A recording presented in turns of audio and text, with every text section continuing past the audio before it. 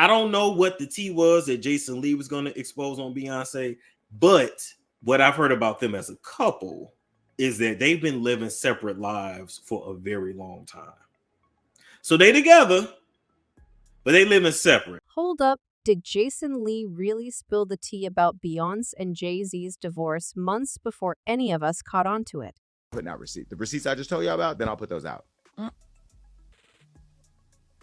The fires that will come of that. Chill, y'all might want to sit down for this one cuz the tea is hot and baby, I cannot sit by myself now. If you've been on social media the past few weeks, then you probably saw Jason Lee trending some time ago after he jumped on his talk show and boldly blackmailed Beyonce on camera. He threatened to reveal some very damaging information about her and Jay's marriage unless she got Kelly Rand to appear on his show now.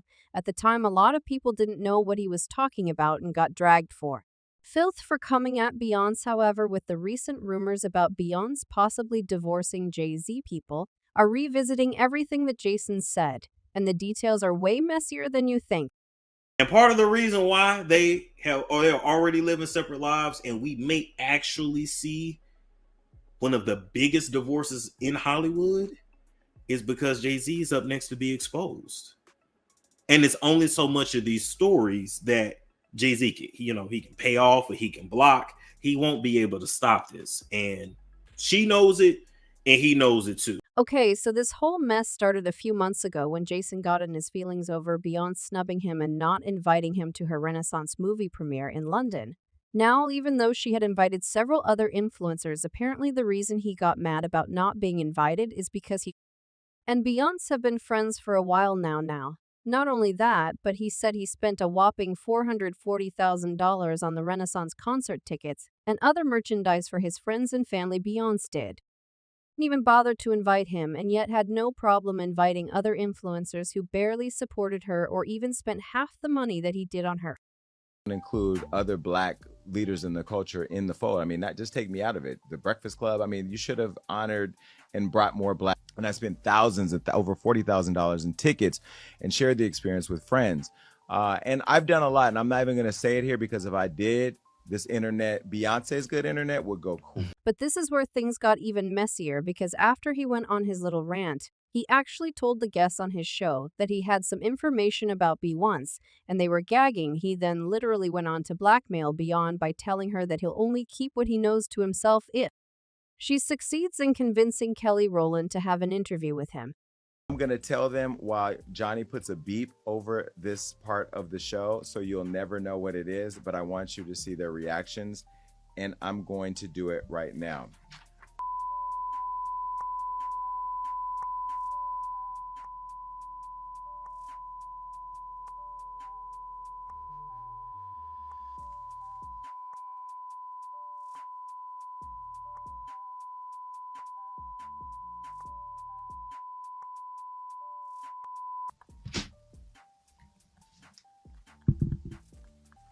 Ooh. And that's where I go back to, like, we're friends in the game. We support each other. We help each other out. Can you imagine had I put that on Hollywood? Like, oh, there was one more thing. Beat this, Johnny.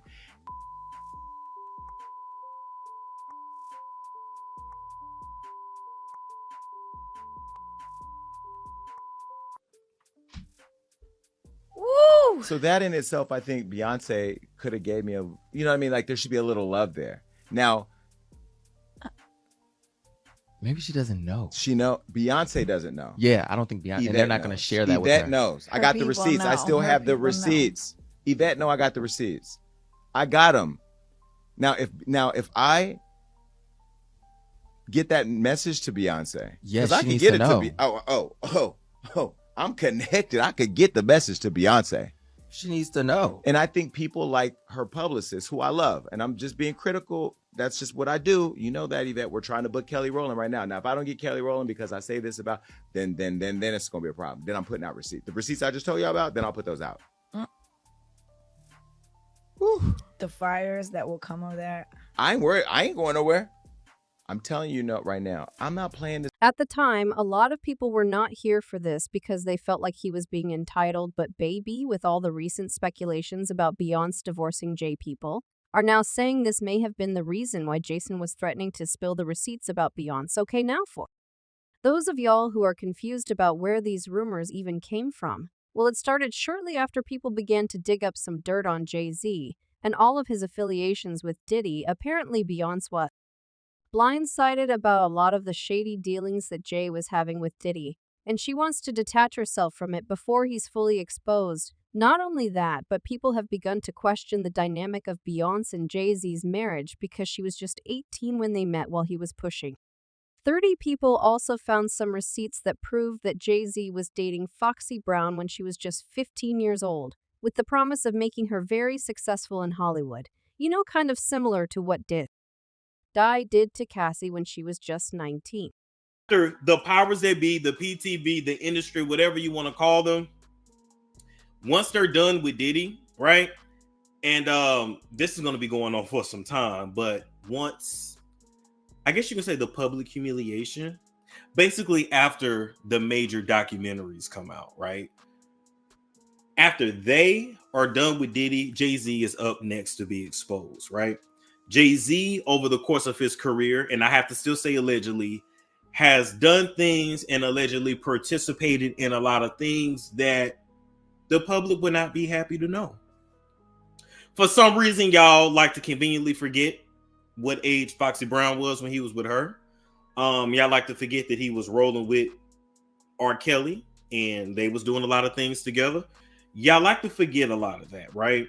But good PR, good marketing, and the fact that, you know, Jay-Z got a lot of this industry on lock, so he's able to keep a lot of things hush-hush. He's very powerful, and Beyonce is. Oh, and let's not forget about how Beyonce's alleged ex-bodyguard also came out a few months ago and revealed that Jay-Z controls Beyonce. Yeah, Beyonce's on. She been on them for a long time, and you keep her that way. However, what really made these divorce rumors start going around all over again was when Jay defended Beyonce against the Grammys by putting the Grammys on blast for never awarding her Album of the Year. Despite all of her hard work, a lot of people actually agreed with him, and they applaud him for standing up for her. However, a lot of people couldn't help but notice how visibly uncomfortable and annoyed that Beyonce looked when he did this. Not only that, but instead of him calling her by her name, he referred to her as this young lady, which was a major flag that something was off between them.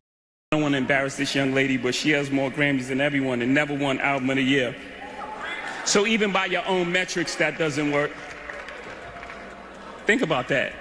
The most Grammys, never won Album of the Year. That doesn't work. This is reportedly why Beyonce is pushing out her hair care products and her new album so fast in such a short amount of time. Though the rollout has been planned for a while now, she's speeding things up to make sure she can rake in as much money as possible before everything about Jay-Z's shady dealings with Diddy come out, and this was confirmed by blogger Storm Monroe, who said Beyonce is aware of everything that's about to go down, and that's why she's pushing everything out so quickly.